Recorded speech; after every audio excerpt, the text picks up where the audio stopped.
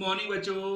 बेटा हमने पीछे पढ़ा, जो हमारे पिछला जो वीडियो था उसमें हमने भेजा था बेटा कि when to vectors acting at same angles, तो उनको कैसे ऐड करना है हमने।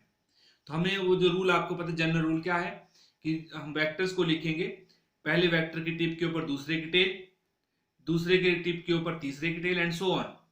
और जो लास्ट में जो रिजल्टेंट वेक्टर कैसे प्लॉट होगा, पहले की टिप से लेके लास्ट, सॉरी पहले की टेल से लेके लास्ट की टिप तक जो वेक्टर होगा that gives the resultant of vectors. ठीक है।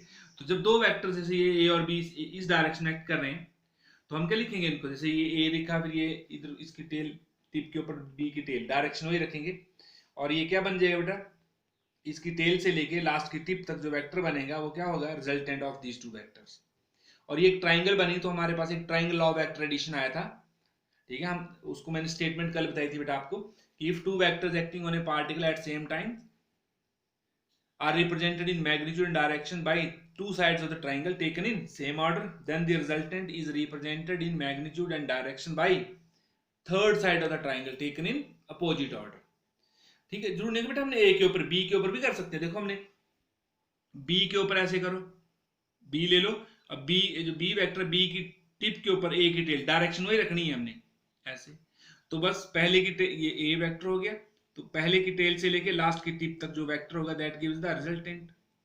देखो बेटे, अब अगर हम इस ट्राइंगल को भी इसके साथ कोइंसाइड कर दें तो देखो ये ए, इसके पैरेलल ये ए, और इधर को क्या था बेटा ये बी, तो ये क्या बन गया, एक पैरेललोग्राम। तो बेटा हम यहाँ से एक जो ट्राइंगल ऑफ वेक्टर एडिशन है उसी को बिल्कुल सेम तरीके से ही मतलब parallelogram law of vector additions को भी डिफाइन कर सकते हैं। देखो पैरेललोग्राम में देखो ये क्या है, डायगोनल है, ये दो साइड्स क्या है, एडजेसेंट साइड्स हैं, ये एक वेक्टर है, ये बी दूसरा वेक्टर है। ठीक है, अगर दो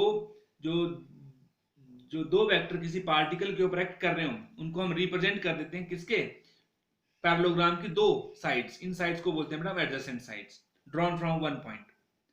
देन द रिजल्टेंट, इन दोनों का रिजल्टेंट क्या आएगा बेटा आर, क्योंकि देखो ए बी और ए का भी आर है, ए और बी का आर, तो मतलब इन दोनों का भी वही है, सेम ही है। ये भी कितना R is equal to A plus B, यहाँ लिखा हमने R is equal to A plus B. ये तो इसको कैसे डिफाइन करेंगे हम, इससे बन जाता है parallelogram law of vector addition कि अगर दो वेक्टर्स किसी पार्टिकल के ऊपर एक्ट कर रहे हो जिनको हम रिप्रेजेंट करते हैं मैग्नीट्यूड और डायरेक्शन के साथ bye two adjacent sides of parallelogram, तो उनका जो रिजल्टेंट आता है बेटा कौन देता है, डायगोनल ऑफ पैरेललोग्राम।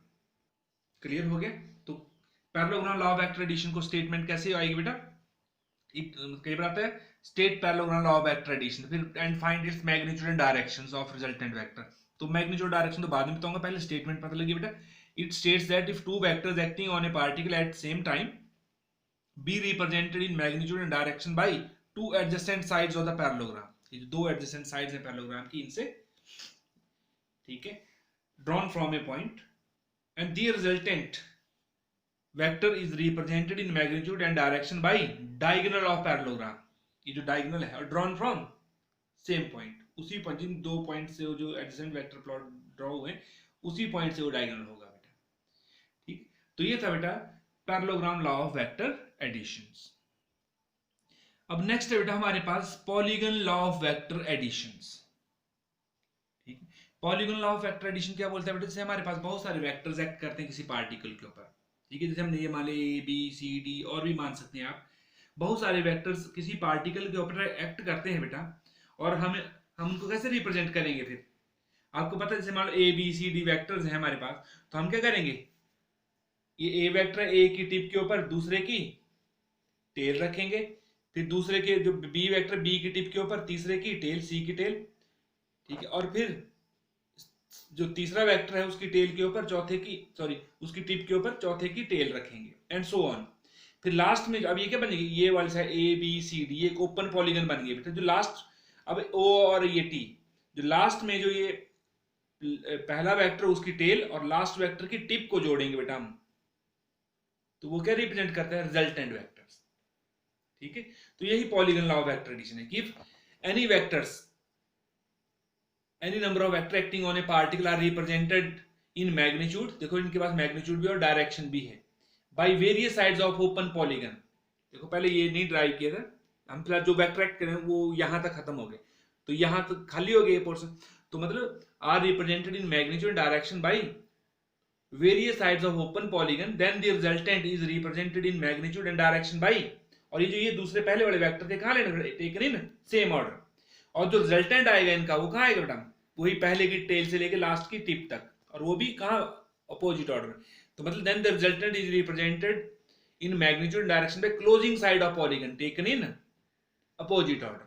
देखो जैसे मान लो ये थे ना, मैं यहाँ दोबारा से प्लॉट करता हूँ, ये ए वेक्टर था, ये बी वेक्टर था, और ये सी वेक्टर था, और ये डी वेक्टर था, ये हो गए। मतलब ये various vectors acting on a particle are represented in magnitude direction by various sides of open polygon, अभी ओपन है ये, ठीक, taken in same order, then the resultant is represented in magnitude and direction by closing side of polygon, ये closing side of polygon taken in opposite order.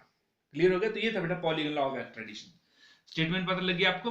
It states that if any number of vectors acting on a particle at same time are represented in magnitude and direction by various sides of open polygon taken in same order, their resultant vector is represented in magnitude and direction by closing side of polygon taken in opposite order।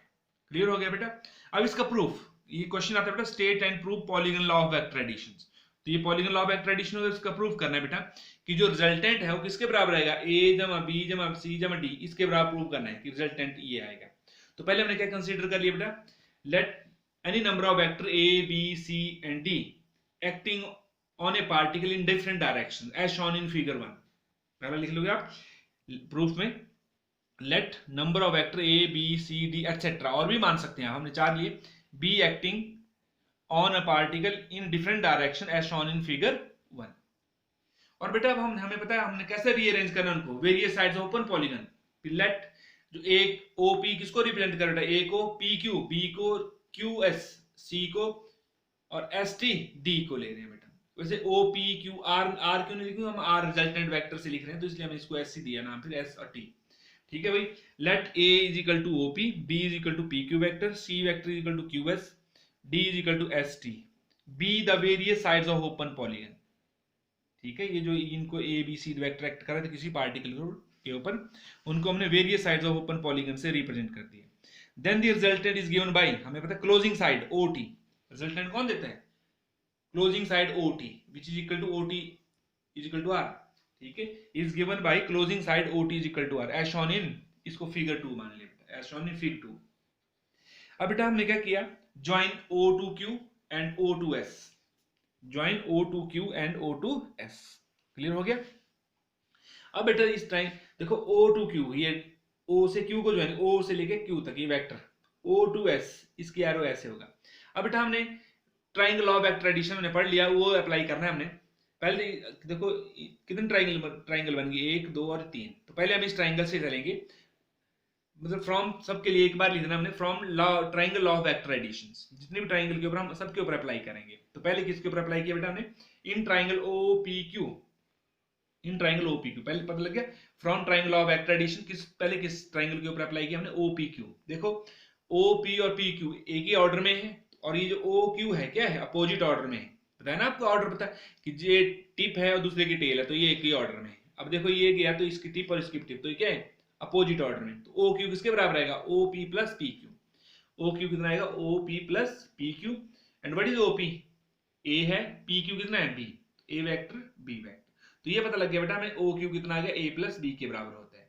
अब बेटा हमें कौन से triangle के ऊपर apply करना है, यही ट्राइंगल ऑफ वेक्टर एडिशन इस अगली O Q S, and in triangle O Q S, देखो बेटा ओ क्यू का ये टिप है, दूसरे की क्या है यहाँ पर क्यू एस की टेल है, तो ये दोनों क्या सेम ऑर्डर में, और ये जो ओ एस है देखो इसकी टिप है इसकी टिप, तो क्या अपोजिट ऑर्डर में, तो ये आएगा O S is equal to O Q plus Q S. In triangle O Q S कितना आएगा बेटा, O S is equal to O Q plus Q S. O Q कितना है हमें अभी पता है, A plus B, O A plus B plus Q S कितना है, सी वेक्टर। तो ओ एस कितना आ गया बेटा आपके पास, A plus B plus C, मैंने लिखा नहीं यहाँ, O S A plus B plus C. अब बेटा कौन सी ट्राइंगल लेनी है, अब हमने in triangle O S T, वही हमने एक बार लिख दिया from triangle law of vector addition. अब किसके ऊपर अप्लाई करना है, इसके ऊपर, in triangle O S T.